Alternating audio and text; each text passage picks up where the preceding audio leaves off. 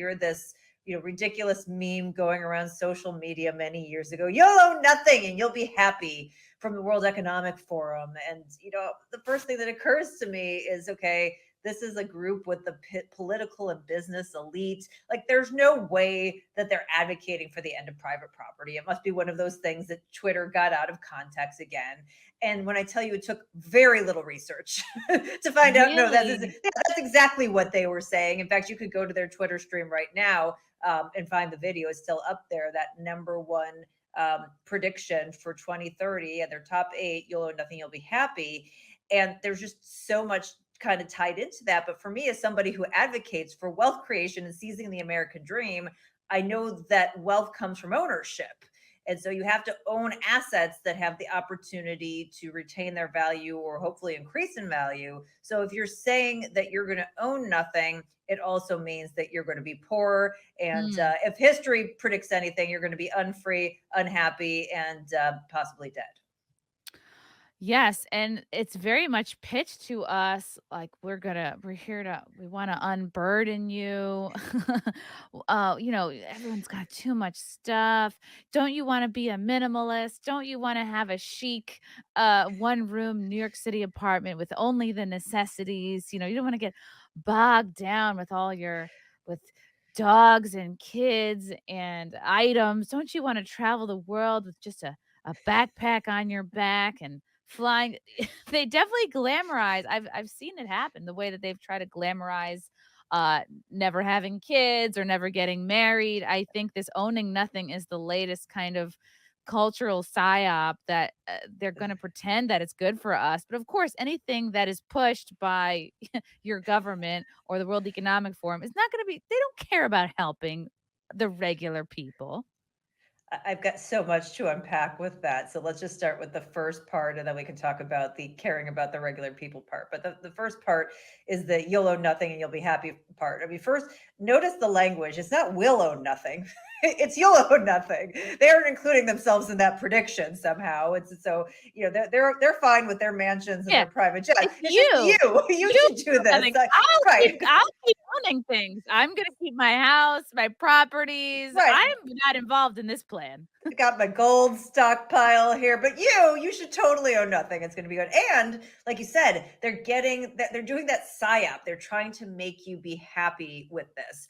And my philosophy, is that as the global financial stakes are changing and these people who are elite and wealthy and well connected, they want to hang on to their power and they're sort of not sure, how things are going to shift. So they're just doing everything they can to try to stay on top. And if your freedoms and your ownership goes by the wayside, like, so be it, just more for them. And if you buy into it, if they don't have to force this on you, if there's no bloodshed, it's not like when you go to war and you conquer somebody else's land and you go, you'll get nothing, you'll be happy about it. It's like, no, you'll be happy, it'll be great. So they sort of glamorize it, as you said, and get the buy-in, for their benefit. And then I think there's a defense mechanism, particularly with younger people, that they have, so much debt from these ridiculous college educations that aren't generating a return on investment. And we've got the government as the largest predatory lender, basically just wholesale transferring wealth from very young people to colleges and the administrators. Plus things like housing, the symbol of the American dream, becoming less affordable because of policy.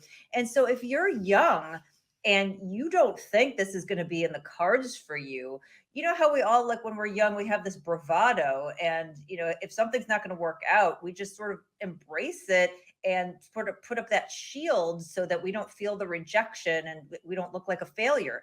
So it's much easier to say, oh, this isn't something I wanted anyway. I'm just gonna, be cool and, run around and be the digital nomad. And I don't necessarily think that that's really what they want at their core. I just think it's a protection mechanism for young people. Right, because when I graduated college, first of all, it was very much the only option. You have to go to college.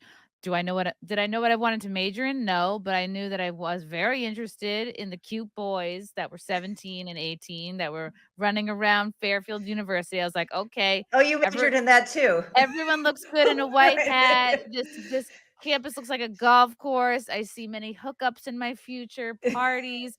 Still have no idea what I want to major in. You'll figure it out. Just go into debt, spend your parents' money. I remember at one point my mom was like, "Yeah, my entire salary is going towards your college education." Like, and it should have I should have felt guiltier, I think, at the time, but I was a kid still and only had one job. Like, you're not used to paying bills yet, and you graduate with all this debt when really the thing to do, and you're in zero position to start any kind of a business because you need some money saved up and some time to start any kind of business. So you're already in debt, and you And already wait, go, and maybe some experience might help as yes, well, right?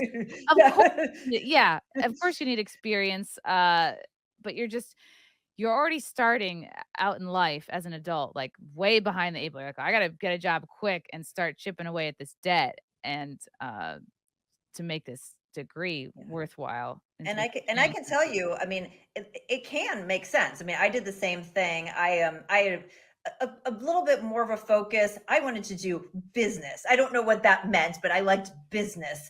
And my father, very financially savvy, even though he didn't have the formal education, was like, okay, we in this family don't take on debt.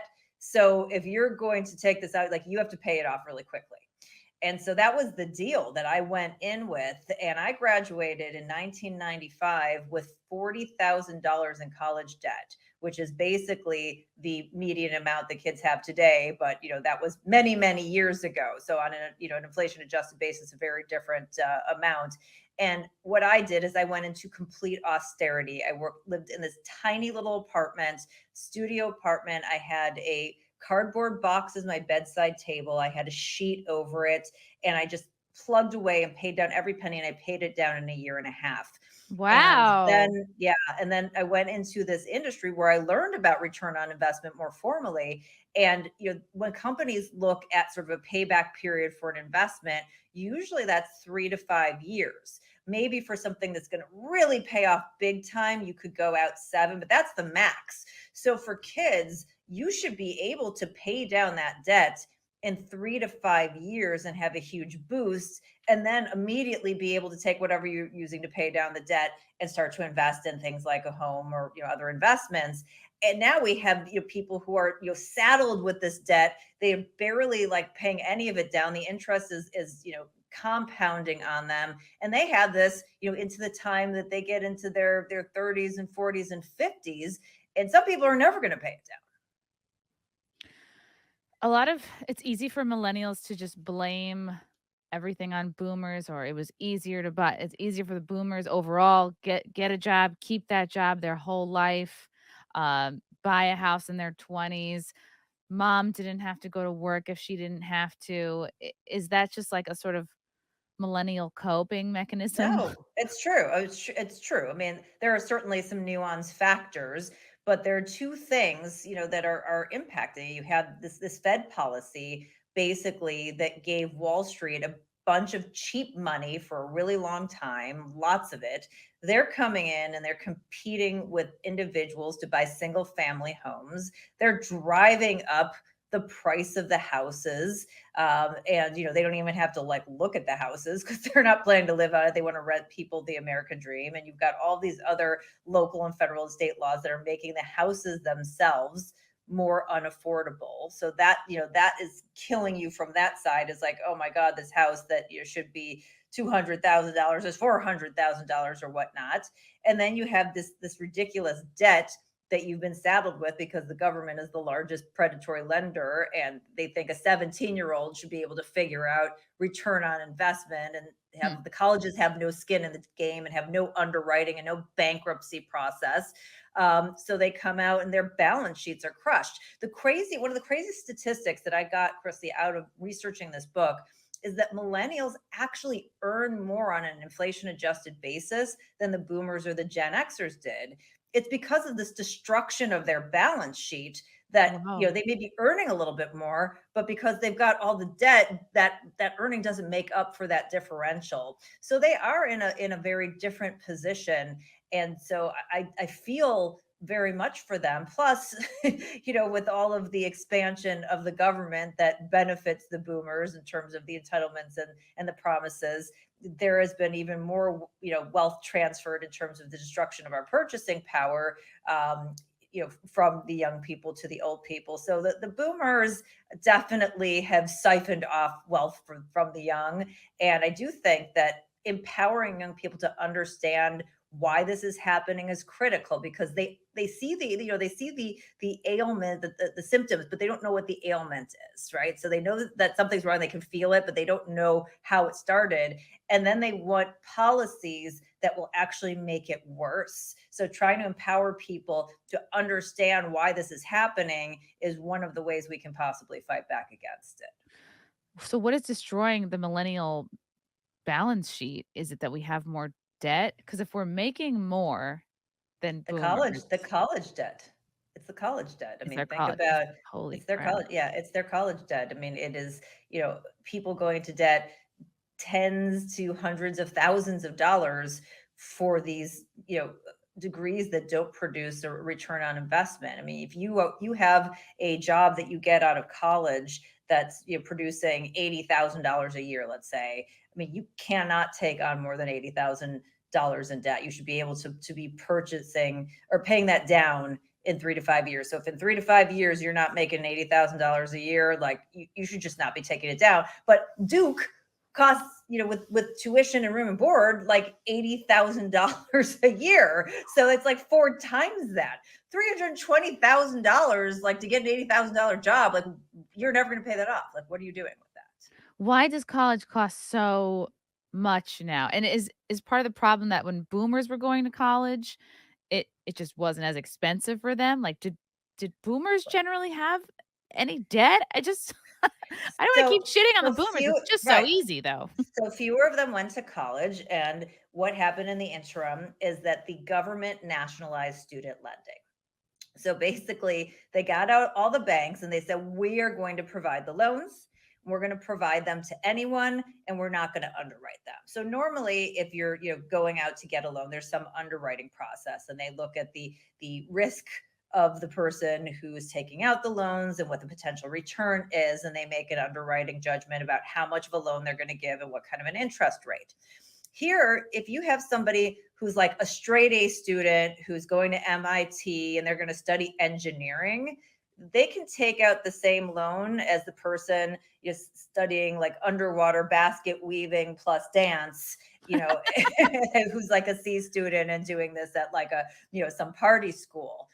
That, I mean, just for everyone, if you don't have an economics degree, like that fundamentally doesn't make any sense. Because the And for the underwater basket weaver is not going to be in a position to earn a job that will pay no, that back. not the same at level of the engineering. So your degree that you're buying for underwater basket weaving, which, may be fine, should cost a lot less because you're getting a lot less value out of it than the engineering degree, right? I think that people understand that. But people seem to think that education is valuable at any price. And while in some senses it's priceless to educate yourself, if you're doing it for accreditation purposes, the purposes that you're trying to improve your lot in life, you have to evaluate it as an investment. And we don't have this conversation ever. And it's, horrible and it's racist and it's bad for women and whatever it is. But it's just, they want to avoid the discussion. So once the government got into college lending, Hmm. they nationalized all the loans. Basically, the colleges went, oh, great. Now everybody who wants to can go to college and we don't have to do anything. We can just keep raising our prices because the government is going to keep giving them money. So basically, the government has now said, okay, kids, we're going to take your wealth and we're going to give it to these colleges. And the cost of colleges has exploded exponentially past inflation, GDP growth, and wage growth. It's somewhere, and I always get them backwards. So I'm going to say it's one or the other, but it's 5 times or 8 times wage growth and GDP. So I think it's 5 times GDP and 8 times wage growth that college has increased. So they have increased their costs, but they're not increasing the benefit that you get from them at the same time. They're literally just sucking up wealth from really young people, which is just entirely predatory, and the government's enabling that to happen. And it is just a horrible situation. This doesn't even get into the fact that like college has become indoctrination camps and who the Yeah, heck knows what yeah. it is that they're teaching. I'm just literally talking about the dollars and cents of the situation.